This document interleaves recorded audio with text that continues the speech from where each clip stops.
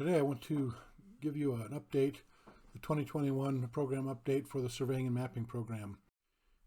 First thing I want to talk about real quick is just the scholarships, and just make you aware that there are many scholarships available for our students and for each one of you. Here, the Utah Council of Land Surveyors, which is the Walter M. Cunningham Education Foundation, which is the scholarship foundation for the UCLS. Their deadline is May 30th, and the other deadlines have passed at this point, but if you're a student here in our program, you're welcome to, and I would encourage you to come back and look at those next year. Start thinking about scholarships for the following year. Look into October, November timeframe, so that you're able to meet some of these deadlines here and have this work for you. But there's plenty of money. Most of these scholarships do not go fully dispersed. There's still quite a bit of funding available, and so I would encourage you to get some help with your education through these scholarships.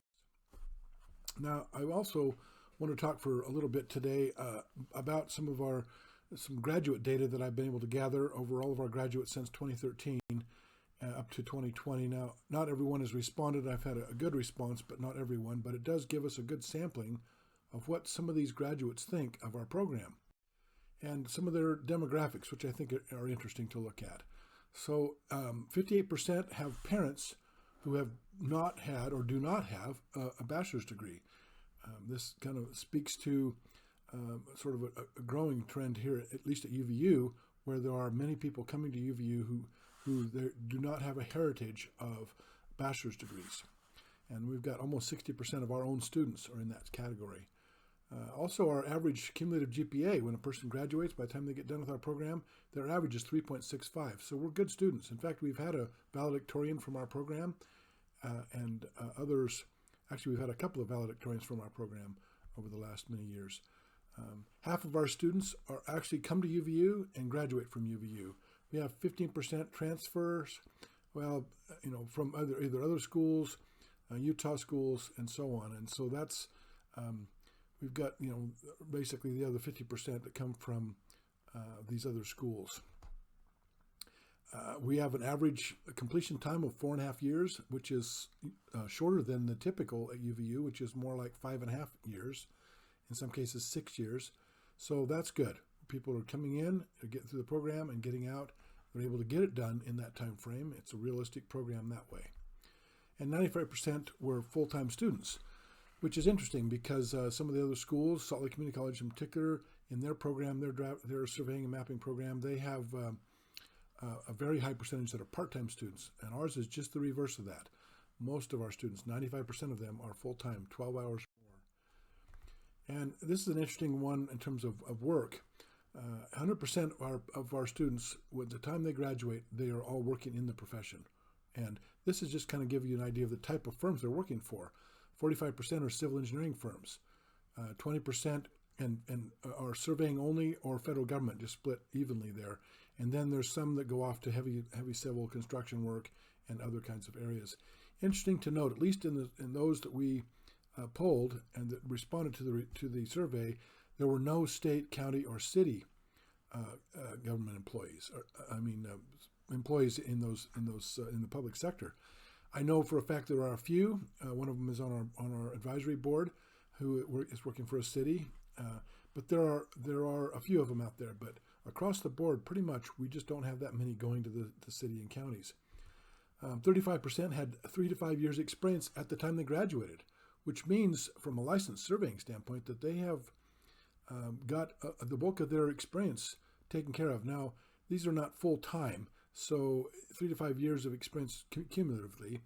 So, they may not have all that time.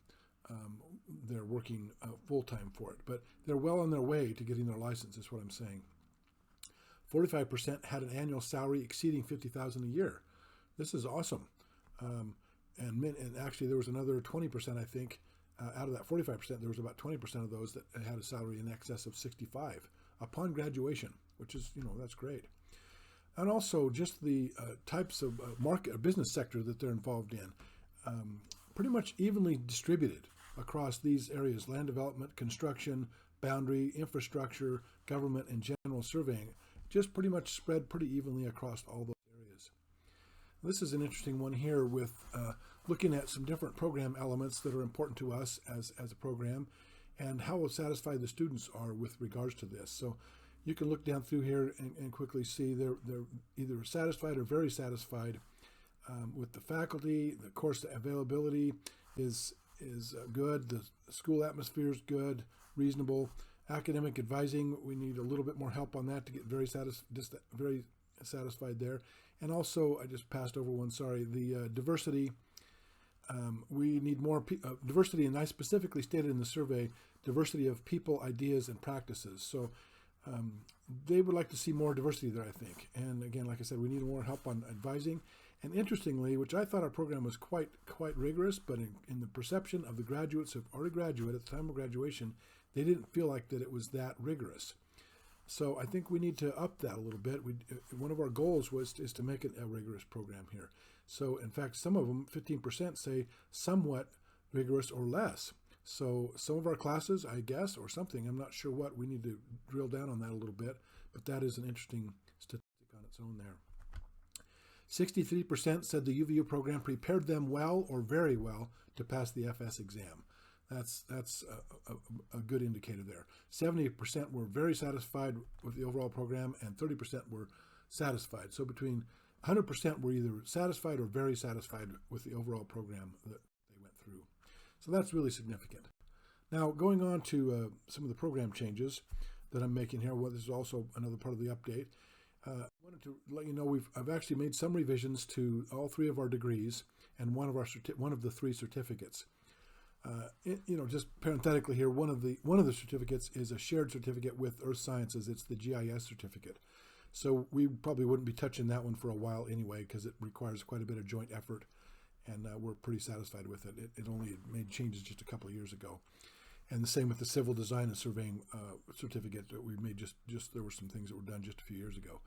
But these others need a little bit of help, so we've actually picked up some revisions on those programs. And we also added a few classes and revised a few classes, so I'll go over those with you. In the BS degree, we changed the matriculation requirements to now include what was the drafting and design 2-year AAS degree, the AS degree. If you focus on civil coming through that program and civil design and drafting area, that counts and complete that AS degree. It counts directly as matriculation coming into our program now. Also, we've added a laptop initiative. We want every single bachelor student going through the bachelor's program to have their own laptop. We've just ran into different issues. COVID has taught us that a little bit too, plus moving to a number of classes to live stream or online. Feeling like these have turned out to be some good modes of delivery, and the laptop is very important. Additionally, the software is becoming more and more difficult to get loaded onto the labs and have available, both to keep it current and also to meet different government standards. So between those different things and the need for our students to really have access to their own laptop anyway to complete homework, especially since 100% of them are actually working in the profession, we think this is a really good approach. And so we're letting people know in the catalog right up front, you need to have a laptop. It's part of the program. Under the discipline core requirements, once they're into the program, there's a discipline core of courses that they need to take. So what we've done here is I've actually increased the credit hours here. And to do this, I did this primarily to make sure that we accommodated and had a good alignment with the DOPL or the licensing requirements for licensures for professional surveying. So this next slide sort of shows that alignment there a little bit. I'm not expecting you to read each one of the little individual items there. You can look that up under the code down listed on the lower right-hand corner of the slide. But this R156-22-302C, that is the code that we go off of, the educational component for obtaining a license in surveying in the state of Utah. And I just wanted you to know that we are aligned now perfectly with that. With our bachelor's program picks up all those items, for sure, the minimum ones. And in fact, this next slide we go on to, here's the different classes that are beyond the minimum. So a lot of people ask, well, why can't we just, what's wrong with just the minimum here and we get our license? And that's true, and you can do that. But this is a bachelor's degree. You're going to learn a lot more. There's a broader amount of education. Here's some of the classes. This intro to surveying right up front, that's not a minimum requirement. So we exceed that. There's a land history of America class, which just talks about surveying in America. There's another advanced field class where this one here we get into newest technology stuff. So we're teaching drone surveying here and scanning, 3D laser scanning, and any other new technology that comes along, we're learning about that and incorporating that into this class. GIS 3620, this is an advanced GIS project-based course. That is in addition to what's required for state licensure. We also have this surveying and mapping lecture series, which we use in cooperation with the club, the Geospatial Club. It's a student-run club, and that is a class that we have every single semester. And the students, we bring in people from all around the profession. This next week, we've got somebody coming, the head of the surveys for the Forest Service on a national level is coming to speak to us next month. And we have other people who are here that are known in the business and in the profession, and they come and speak to us in this lecture series. It's something you really get a lot of good insight from. And then we have this Global Professional Ethics and Liabilities course. Now, ethics and liabilities is a minimum requirement. It does meet that, but we go further than that and include this as a global intercultural course as well. That's what the G rating is there. I'll talk about that more in a minute. We also have the Senior Surveying and Mapping Capstone course, which is really brings a lot of the stuff that you've learned and put together in the program, and you create your own project, and it needs to be, of course, pre-approved and so on. But those projects are really some excellent, outstanding projects that have come through our program over the last many years. And so these are part of exceeding that state requirement. And additionally, we have the measurement analysis class and the construction route surveys, advanced photogrammetry, business law, advanced civil drafting and design, and a further GIS class on actually programming in GIS using Python. So these are all classes that are in addition to the courses that are required for licensure. This Legal Principles of Surveying goes above and beyond. It teaches you how to be an expert witness and so on. There's some great classes here that exceed the minimum. So you come out with a bachelor's degree knowing a lot more, having a lot more basis of knowledge, a knowledge base in surveying, and a lot of the principles and practices as well as the theory.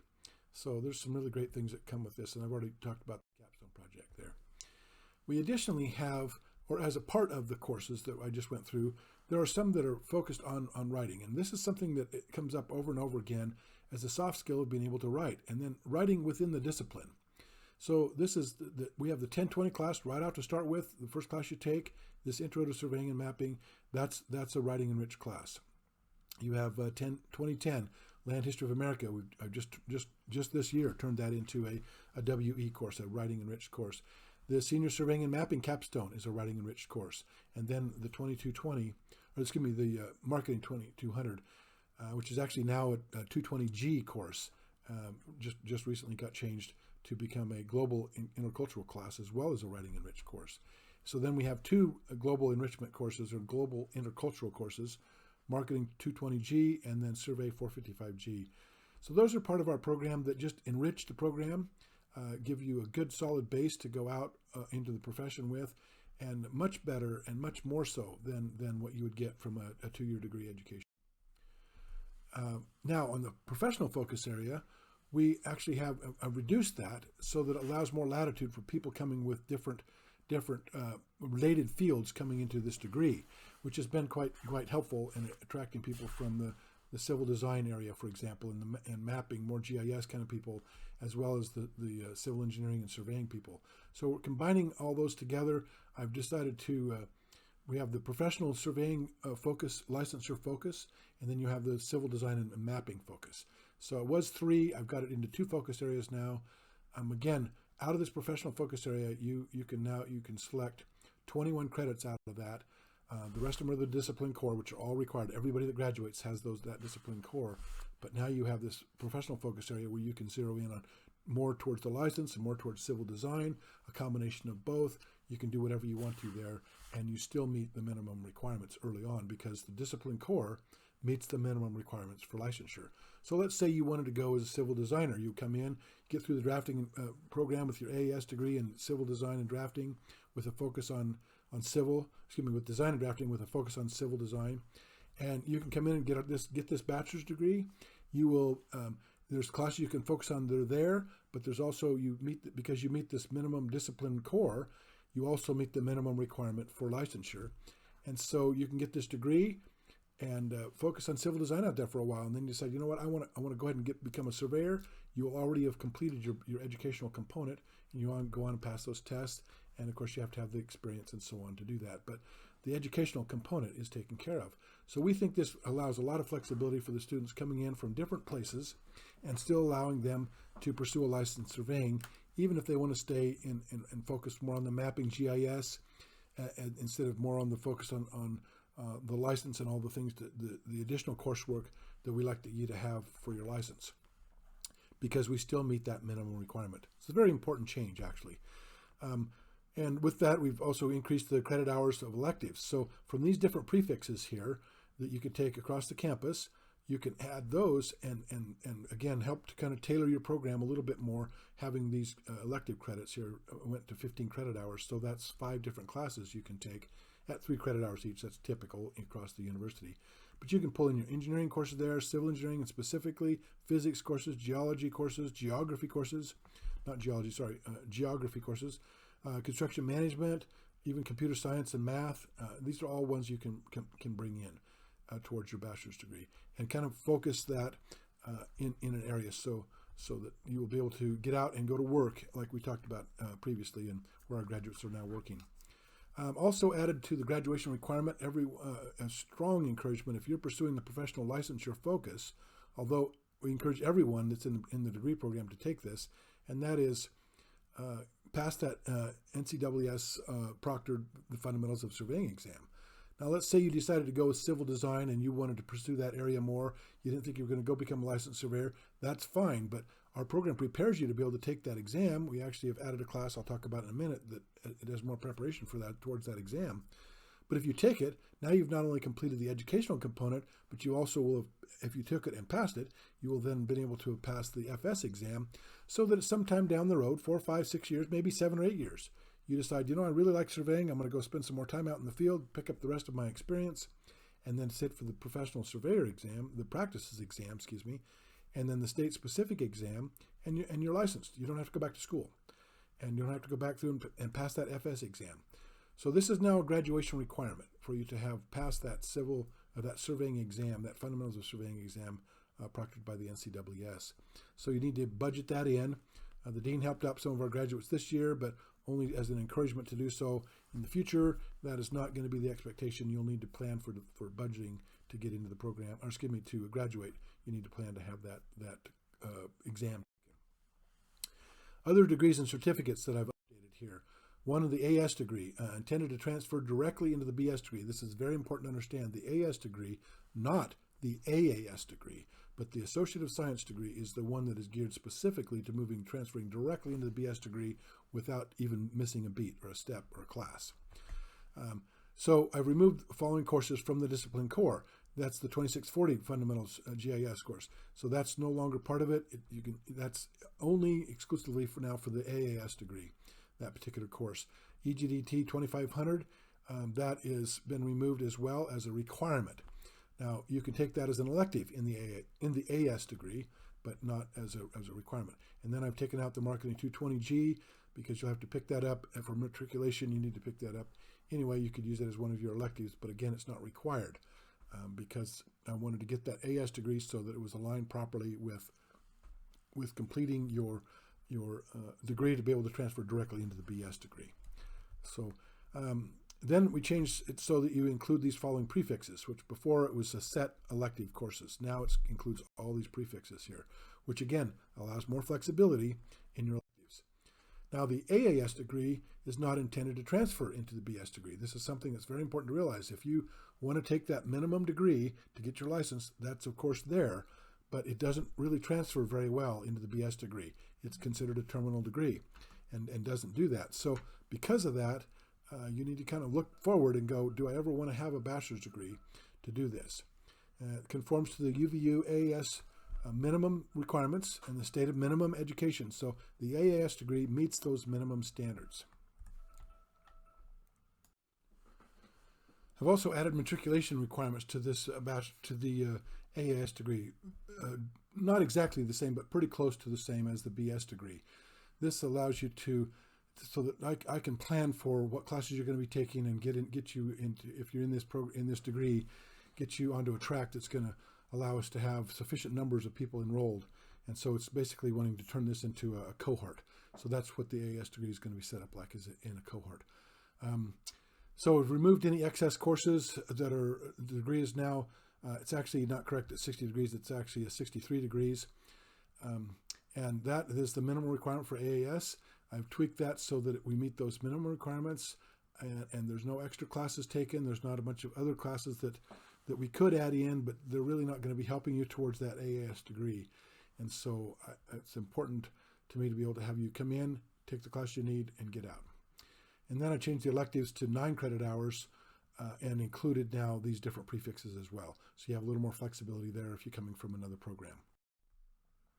The certificate in surveying technology changed. It's actually coordinates much better now with the bachelor's degree. And just the biggest thing there is just making those prefixes the same as what they are for the AS degree, the AS degree, and the BS degree. Again, allowing that flexibility as you're coming into these different ones, these different certificates and degrees, to be able to come in and take these and complete these certificates and degrees as you go along. Now, we've added a few things. We've added this 2350 Ethics and Liabilities class to the AIS degree only, and added the 470R, which is now called the Fundamentals of Surveying Exam Prep. That was the one I was referring to earlier in the presentation. That class has been, we've been teaching that same content. Trevor Jensen has been teaching that class for several years, and he's been using the 490R class, which is really a special topics kind of course. And so there's just been enough demand over enough time now. We want to create an actual course just for this purpose.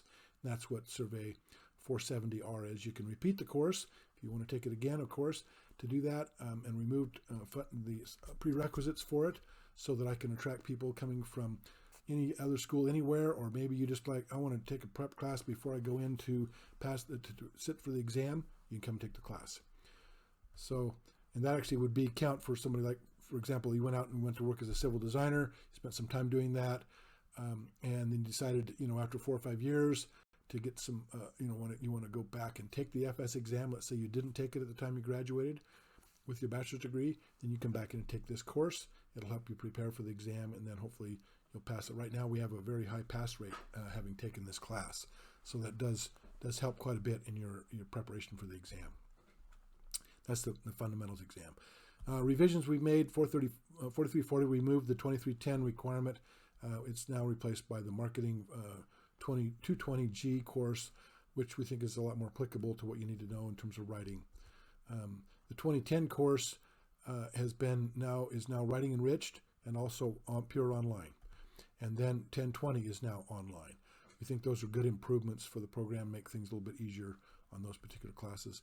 And then we've changed a few objectives or outcomes in the 1220 course. I'm talking about that. What I wanted to say here is with these commission, with this, is that accreditation allows us to be able to go in and be not just us saying our program's a good program. We can take our surveys like I talked about earlier. We've got data from that. But you have now other schools that are similar schools, similar programs, and they are, they come and look at our program and go, yes, you do meet these standards. And these standards are above just what a university standard would be. They're specific to our particular program. And that's what we've got. Under this ANSAC, there's a particular area, what's called the specific criteria that we need to meet that's for surveying and geomatics and mapping. So that it fits with us, fits with our program really well. So then it's basically not just accreditation generally, it's accreditation specific to engineering and technology, and then more specific yet, accredited to the applied and natural sciences, and then again more specific again with the surveying and mapping. So we're going to be able to be compared against other mapping programs, other surveying and mapping programs, and geomatics programs around the country. And we meet this standard. So it says that we're not just a school that does it how we want to, we actually meet these different standards.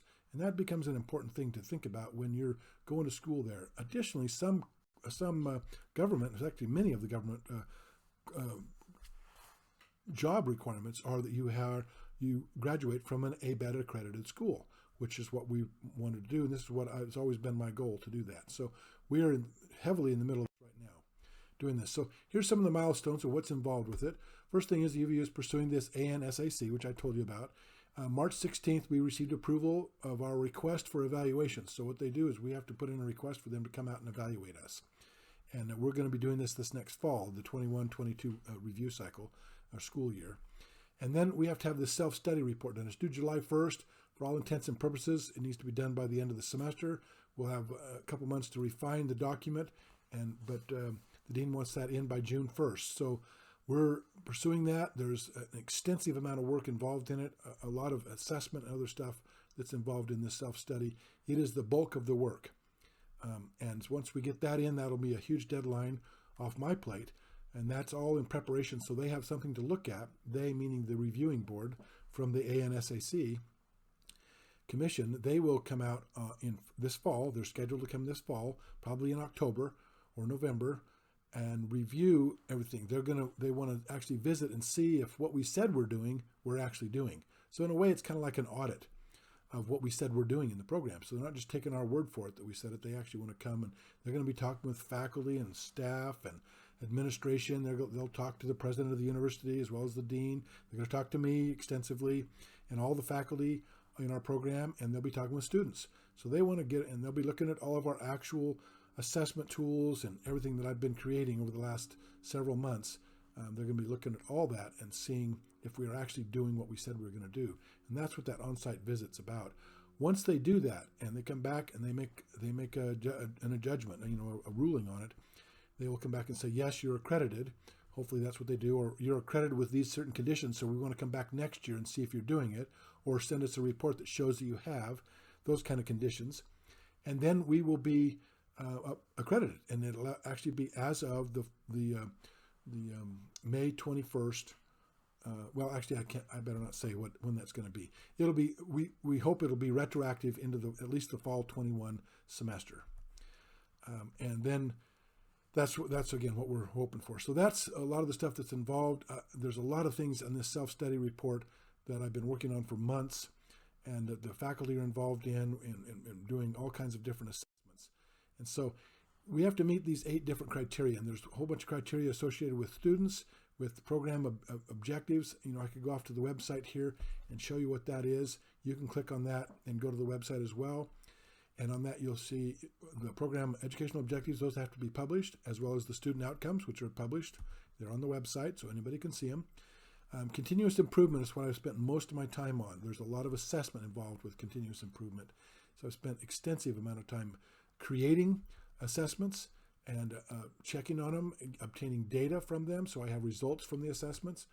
And there's still more of that to come in the finishing up this semester, and some of the classes from last semester as well. Faculty are working heavily on this to try to get those all done. And so those will all be included in this, under this section 4 here, continuous improvement. Let me back up again.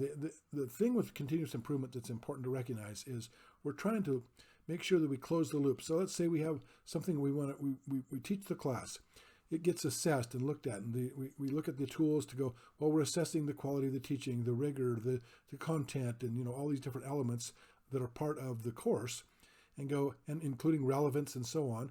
And then we go, what happens after we assess it? What's the results of the assessment? Okay, well, I see that there's a few things that we sort of dropped the ball on. We didn't really pick up as much as we thought we were, or maybe we just completely didn't do it at all. We make that evaluation or analyze that assessment, and then we go back in, and I'll talk more about this in a minute too, but then we come back and close that loop by going, well, now let's implement those changes, and then we put together a schedule on how we're going to implement it. So then you're just in this continuous improvement cycle. I think I actually have a slide on that, so I'll talk about that in a minute. Curriculum, we talked about exactly what is being offered, what the graduation path looks like, what the curriculum flow is from one class to the next, are prerequisites considered, and do we have too many prerequisites? Do we have the appropriate prerequisites to go into the next course? All those kinds of things. Do we have the faculty that's required to do the program, to run it properly and to keep the kind of quality that's necessary? And do we have the facilities to do this? Sometimes we don't have enough labs, we don't have enough equipment. I don't know how they're gonna rate us on this. We are, in my opinion, we're a little bit low on equipment and facility, but at the same time we have some good equipment, and we do have a lot of the work that can be done there. They also want to look at the institutional support. what administratively, how are we doing? Do we have registration? Is it in a good place? Do we have other kinds of student and faculty support? What do all those things look like? So those are all the 8 criterion that we have to go through, and I have to put this all in the self-study report. Talk about all the conditions that we have and what we've done and all the assessments that go with it. So this is the continuous improvement model that I'm talking about. So you set a goal of what you're doing, you teach the class, and you do it, and you measure it. And then you assess your measurements. You also look at, is this a good measurement? Maybe that measurement I've got is not really correct or adequate. And then you develop these assessments to measure and assess everything that's happening. Then you go to analyze. You analyze this work and see what you've done wrong or what you've done right. Obviously, keep doing the things that are right, and then stop doing the things that are wrong or not so good, or you have weakness and shortcomings on. Get that feedback from that, and then bring that back in and set your goal again, or teach the class again. So that's this continuous improvement model that the ABET is really centered around.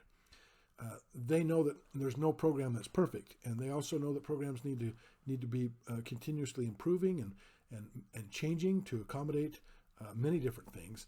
And having the system, the process down to be able to do that is what's important here. So a little bit more on continuous improvement. This is kind of the workflow here, if you will, or the assessment process that we go through out of our department. Up at the top, we opt for this program, this curriculum. There's reviewers that look through stuff. The advisory board is a big part of this. In different ad hoc committees as needed. We've got faculty and advisory board there. Those are the 2 key ones. And then we have influencers, people who influence the program but aren't necessarily, doing everything with it, but they're influencing it. So you got course instructors, of course, you have them involved. The advisory board. You have academic advisors. They need some input. You have student organization, the Geospatial Society in our case. The leaders, what do they think? And then you have the department support staff and so on. What do they think? And are there issues with the way the program is working? And then you have actual activities that take place. And then from those activities, we've implemented instruments. Now, I've got some instruments involved in both the activities as well as instruments. So there's 6 that are associated with the students. And I have 2 additional assessments. One of them is for relevance, and the other one has to do with the advising. So those are areas where we have a couple of different assessments there, and we're also assessing the employers, what the employers think of our graduates. And so those are some additional. So there's assessments and activities in both this activity box as well as the instrument box here. So those are the areas that we're really focused on. So a little more specifics here again. Out of the foundation diagnostic exam, this is basically the requirements for matriculation into the program, into the cohort of the program of the bachelor's degree. We have this. I'm actually implementing it right now. The foundation diagnostic exam. Anybody who's first coming to the program, we want them to see where are they actually. Let's take an exam. Let's do a little diagnosis here as to what they're doing, what kind of knowledge they have, and then we're going to take them from that point to where they get to the end of the program. And of course, that's what the fundamentals of surveying exam does. It shows, well, they've learned all this stuff, and now they've been able to take. And hopefully we'll be looking at our pass rates, and hopefully they'll be passing well, which means then we've educated them. We've helped you as students to get through the process to become educated enough so that you can pass this exam. So those are our 2 key ones. This foundational one that shows here's the beginning part, here's what you know when you first started, and now here's what you know at the end, and that really helps. Then we also do this faculty evaluation of actual course material. So we go through and look at all of our course material, see how we're grading things, see consistencies there, see inconsistencies, look at things that need to be changed. Maybe we need to add material, maybe to take some material away. We have an external review of the capstone projects now. That was just done previously, just internally, the professor. I was the one that was handling that. But now it actually makes me feel good that we're getting people outside of the faculty to actually do an external review. And we have our advisory board members doing that. They've already evaluated several projects, and they'll be evaluating the ones on an ongoing basis. Then we have the senior exit survey. That's where a lot of our data came from earlier that I was showing you, this graduate data. That comes from the senior exit survey, taken upon graduation. So it's actually included in the capstone class is this survey that you need to take. And then the alumni and employer survey, which is trying to ascertain what employers think of and alumni think of our program. So within 5 years' time. So this is when we really assess the educational objectives for the program. And then we want to know what the student, what the assessment instrument is for the student organization, so the Geospatial Society. So we have different leaders that have been past leaders that have gotten involved in that, and will give us input there. And then at 5 years, we evaluate the whole program, or on a continuous basis. So 5 years out, in other words, graduates who have left the program, and within the first 5 years, they will have met certain criteria. This is what we need to evaluate or assess to make sure that that's actually happened. And if it hasn't, we need to shore up those shortcomings. And that's where this alumni employer review comes in. So that's really the next thing I just wanted to make sure you know is really make sure that you are getting academic and career advice here, that you're not going thinking you know all this stuff about it. We've had students come in and taking classes and didn't realize they didn't have to have this. They should have been taking this class over here. And so there's a lot more preparation for what's going on there. So that's really the program. At this point, there's just a Q&A session here, but that ends my formal presentation.